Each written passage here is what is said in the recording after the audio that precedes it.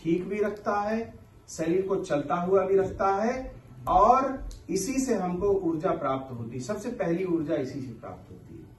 तो कहा गया कि ये जो यज्ञ है ये सभी देवताओं का मुख है ना जी। अग्निर्वै सर्व देवानां मुखम, अग्नि सब देवताओं का मुख है। अब बहुत से लोग जो है वो गंगा जी में कुछ करने जाते हैं, कुछ कहीं जाते हैं, कुछ कहीं जाते हैं, परंतु परमपिता परमात्मा हमको समझाता है कि कहीं भी कुछ करने जाने के लिए आपको आवश्यकता नहीं है। यदि आपको ईश्वर की प्राप्ति करनी है तो आप अपने घर में बैठकर एकांत में ईश्वर की प्राप्ति कर सकते हैं, क्योंकि ईशावास्यम इदं सर्वम यत्किंच जगत्याम जगत तेन तक्तेन भुंजिता मां हृदय कस्य सिद्धनम। ईश्वर का वास सब जगह है, उसे कहीं ढूंढने जाने की आवश्यकता नहीं है। आपके घर पर एकांत में स्वच्छ स्थान पर बैठकर उसका ध्यान लगाने से वो प्राप्त हो जाएगा। महर्षि दयानंद ने इसको बहुत सरल शब्दों में समझाया है। एक व्यक्ति ने उनसे पूछा कि अग्नि कहाँ है। ठीक है जी, प्रश्न क्या किया, अग्नि कहाँ है। तो महर्षि दयानंद कहते हैं अग्नि सर्वत्र है, जहां चाहो प्रकट कर लो।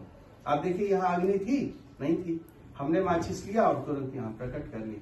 तो जैसे अग्नि सर्वत्र है, परमपिता परमात्मा सर्वत्र है, वो हमारे हृदय के अंदर अंतःकरण के अंदर बैठा हर एक कर्म को देख रहा है। जहां पर यज्ञ होगा वहां तीन चीजें अवश्य होंगी, ये ध्यान रखिएगा। पहला, जहां यज्ञ होगा वहां पर प्रकाश होगा, ठीक है जी। दूसरा, जहां पर यज्ञ होगा वहां पर ऊष्मा होगी, मतलब गर्मी, ऊष्मा होगी। और तीसरी चीज, जहां पर यज्ञ होगा वहां पर गति होगी।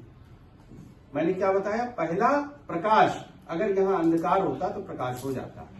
यहाँ पर सर्दी अगर बहुत शीत होती तो आपको उससे राहत मिल जाती।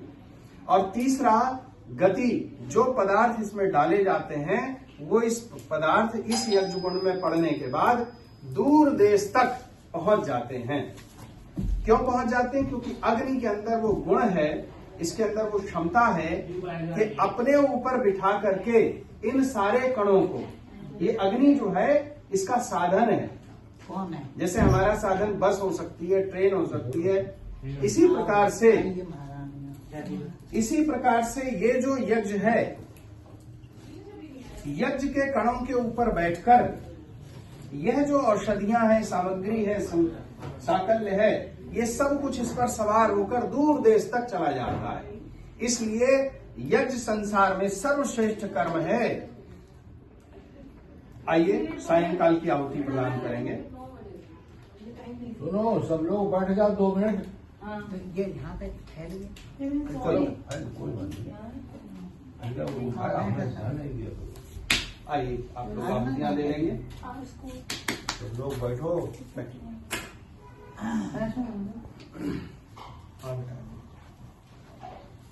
थोड़ा सा एक बार ही ऐसे घुमा, लाइट मुझे एक बार छोड़िए। लला, लला, आ रहे सब आ गए। चलिए पकड़ लीजिए फिर से और थोड़ा आराम से डालिएगा। जहां न समझ में आए तो बताइएगा, ठीक है। सायंकाल की आहुति देंगे। बहू जी, अरे भाई तुम इधर आ जाओ।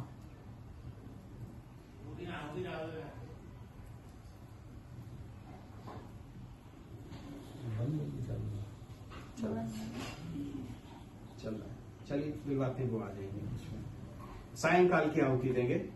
ओम अग्निर्ज्योतिर ज्योतिरग्ने स्वाहा। ओम अग्निर्वर्चो ज्योतिर्वर्चः स्वाहा।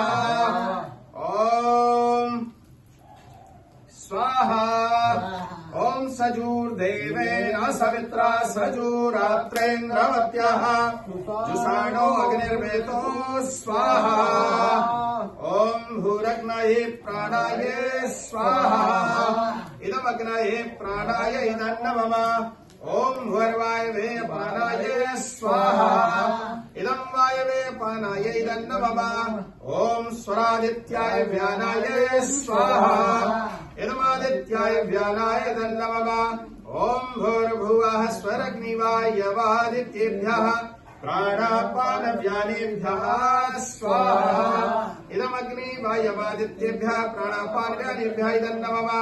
ओम आपो ज्योतिरसो यमृतं ब्रह्म भूर्भुवः स्वरो स्वाहा ॐ यं मेधां देवगणः पितरश्चोपासते तया मा मध्य मेधयाग्ने मेधाविनं कुरु स्वाहा ॐ विश्वानि देव सवितर्दुरितानि पराशुभ यद्भद्रं तन्नया शुभः स्वाहा ॐ अग्ने नय सुपतारायै अस्मान् विश्वानि देव वयुरानि विद्वान् युयोध्यस्वचोराणमेनो भूयस्थान्ते नम उक्तिं विदेवा स्वाहा ॐ भूर्भुवः स्वाहा तत्सवितुर्वरेण्यं भर्गो देवस्य धीमहि धियो यो नः प्रचोदयात् स्वाहा ॐ भूर्भुवः स्वाहा तत्सवितुर्वरेण्यं भर्गो देवस्य धीमहि धियो यो नः प्रचोदयात् स्वाहा ॐ भूर्भुवः स्वाहा तत्सवितुर्वरेण्यं भर्गो देवस्य धीमहि धियो यो नः प्रचोदयात् स्वाहा। ये सायंकाल की आहुतियां हो गई हैं। कुछ आहुतियां विशेष देंगे जन्म दिवस के अवसर पर। जी एक आपको प्रसंग बताना चाहता हूं। महात्मा चाणक्य एक गांव से होकर गुजर रहे हैं। महात्मा चाणक्य का नाम सुना है आप लोगों ने? सभी लोगों ने। हाँ बेटा, आपने सुना है? कौन थे? करेक्टली नहीं पता, लेकिन हाँ पता है। इसमें वो बंद कर देना। महात्मा चाणक्य चंद्रगुप्त मौर्य के